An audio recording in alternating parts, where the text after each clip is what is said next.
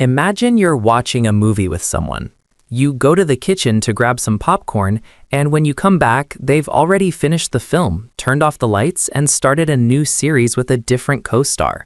It feels like a glitch in the Matrix, right? You're still processing the breakup, and they're already posting date night selfies with someone whose name you can't even pronounce yet. Welcome to the psychological whiplash of being left in the dust. This matters because you're currently stuck in a comparison spiral. You're wondering if your entire relationship was a lie.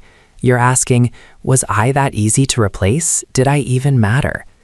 In a social media world where moving on fast is seen as a sign of winning, your slow healing feels like a sign of weakness. But here's the reality. You aren't slow. You're just actually doing the work. Moving on fast isn't always a sign of healing.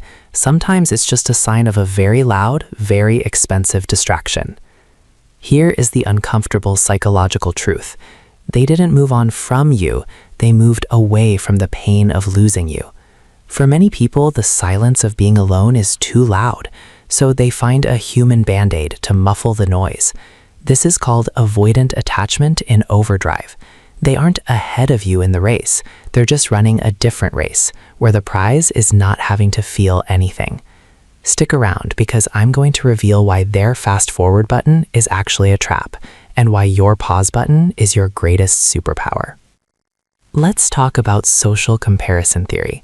When you see them moving on, your brain treats it like a market value report.